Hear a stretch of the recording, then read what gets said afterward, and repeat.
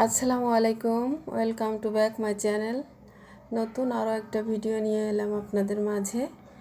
আজকে আমি করে দেখাবো ছোলার ডাউল দিয়ে গরুর মাংস রান্না। তো চলুন ছোলার ডাউল দিয়ে গরুর মাংস ভুনা কেমন লাগে সেটা করে দেখাবো। এখানে আমি 250 গ্রামের মতো ছোলার ডাউল নিয়েছি এবং ডাউলটা আমি 3-4 ঘন্টা ভিজিয়ে রেখেছিলাম। ডাউলগুলো ভালোভাবে ভিজিয়ে নিয়েছি এবং ধুয়েও নিয়েছি। এখন আমি এটাকে সিদ্ধ করে নিব। আমার সিদ্ধ করতে ডাউলটা বেশ কিছুক্ষণ লাগবে এবং পর্যাপ্ত পরিমাণ পানি দিয়ে নিয়েছি প্যানে। ডাউলটা আমি সিদ্ধ করতে দিয়ে দিলাম। ভালোভাবে আমি ডাউলটা সিদ্ধ করে নিয়েছি। এখন আমি অল্প কিছু সিদ্ধ কম থাকা অবস্থায় আমি এটাকে নামিয়ে ফেলবো। এখন আমি প্যানে দিয়ে দিলাম 1 কাপ পরিমাণ তেল দিয়ে দিয়েছি। তেলটা গরম হয়ে এলে আমি দিয়ে দিলাম পেঁয়াজ কুচি 1 কাপের মতো।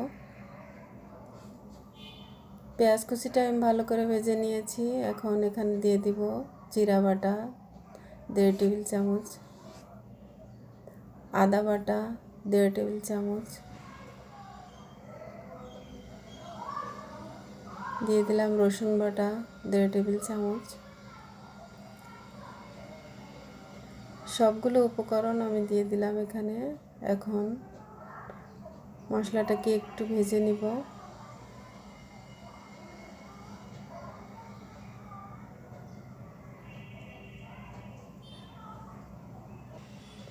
মশলাটা ভালো করে ভেজে নিচ্ছি।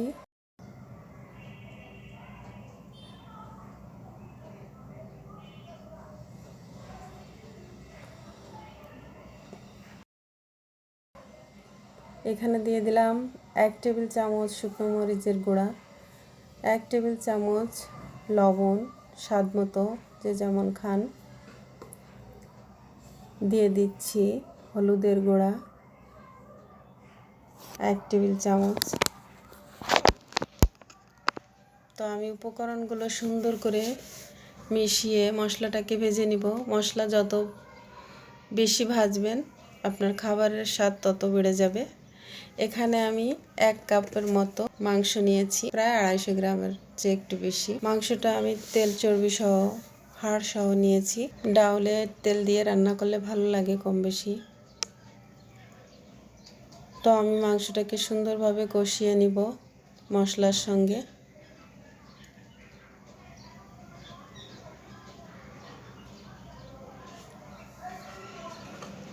কিছু ধনিয়ার গুঁড়ো আমি অ্যাড করলাম।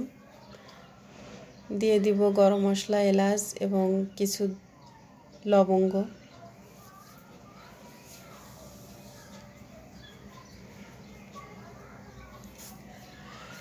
মশলাগুলো দিয়ে আমি ভালোভাবে নেড়েচেড়ে আবার কিছুক্ষণ ঢেকে রাখবো, প্রায় 5 মিনিটের মতো।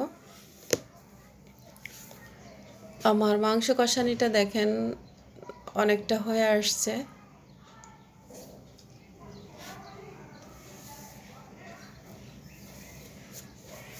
আমি যতক্ষণ মাংস না সিদ্ধ হয় ততক্ষণ আমি এটাকে কষাতে থাকব। আমার মাংস সিদ্ধটা বেশ খানিকটা হয়ে গেছে, কারণ তেলটা উপরে চলে আসছে মাংসের উপরে।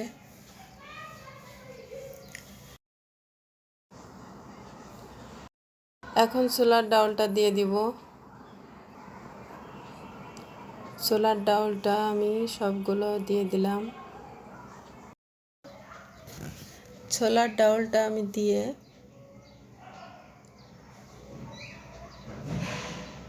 ভালোভাবে নাড়াচাড়া করব।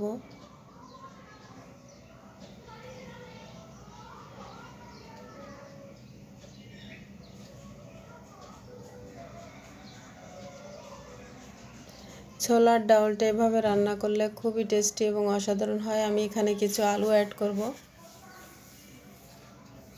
কিছু আলু আমি দিয়ে দিচ্ছি, এটা আমার পরিবার খায় এবং পছন্দ করে। আপনারা দিলে দিতে পারেন, অপশনাল ব্যবহার করছি এটা। আমি আরও কিছুক্ষণ এটাকে একটু ঢেকে রাখবো। আমি আবার একটু নাড়াচাড়া করব, কারণ অনেক সময় নাড়াচাড়া না করলে নিচের থেকে লেগে যেতে পারে। দিয়ে দিব 3-4টা কাঁচামরিচ,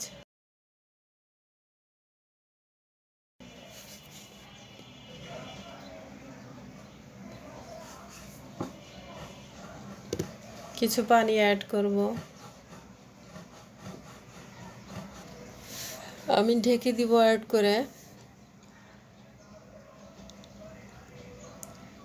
আবারও একটু নাড়াচাড়া করে নিব। আমার ডাউল রান্নাটা শেষ হয়ে গেছে, আমি রান্না করে ফেলেছি। দেখুন, আপনারা এভাবে ছোলার ডাউল রান্না করে খেতে পারেন। এটা আপনি পরোটা, রুটি, খিচুড়ি বা ভাতে, সাদা ভাতে খেতে পারেন। তো ভালো থাকবেন। আমার ভিডিও ভালো লাগলে লাইক, কমেন্ট, সাবস্ক্রাইব করে সঙ্গে থাকবেন। আল্লাহ হাফেজ।